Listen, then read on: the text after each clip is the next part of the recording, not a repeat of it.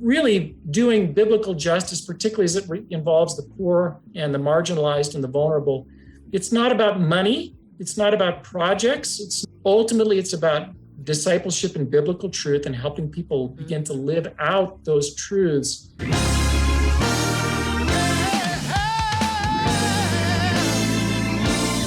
I really appreciate what you were saying about, how we help the poor and helping the poor in a way that really empowers versus enables the poor. And we also have to remember that even in our helps, we have to honor the created order or the created design that God has set forth for the human person. And work is a part of that created order.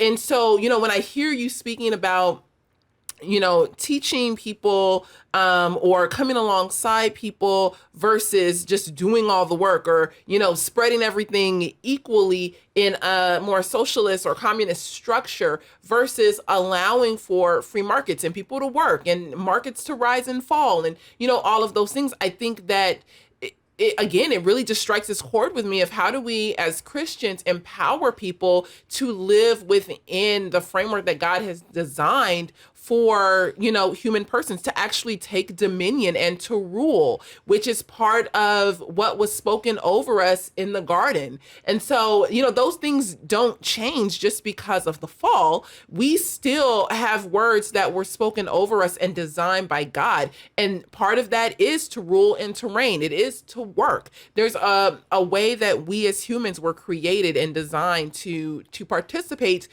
in the earth and with one another.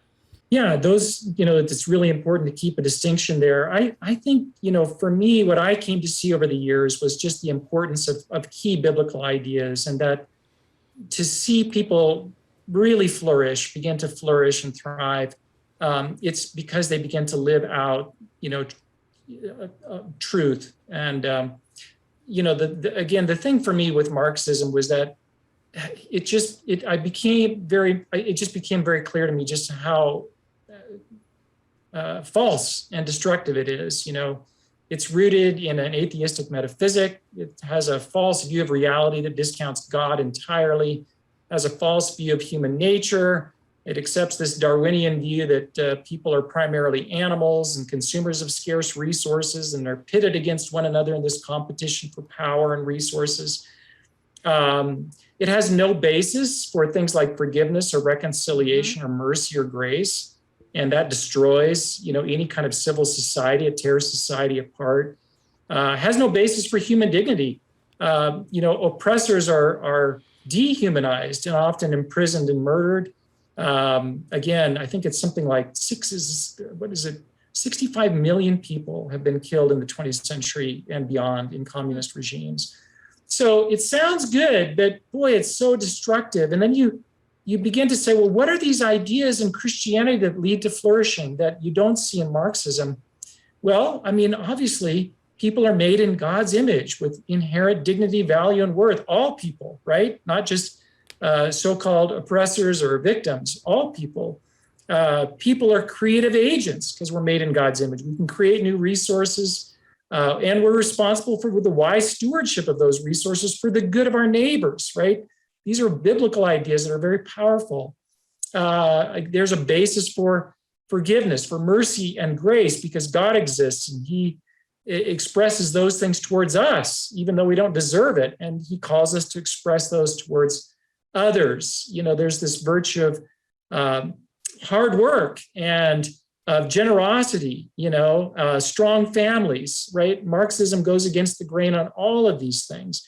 So in summary, I would just say that to me, the key for help, kind of really doing biblical justice, particularly as it involves the poor and the marginalized and the vulnerable, it's not about money. It's not about projects. It's not about kind of human ingenuity, scientific know-how, even though those things can be good. Ultimately, it's about discipleship and biblical truth and helping people begin to live out those truths that really you begin to see the positive change.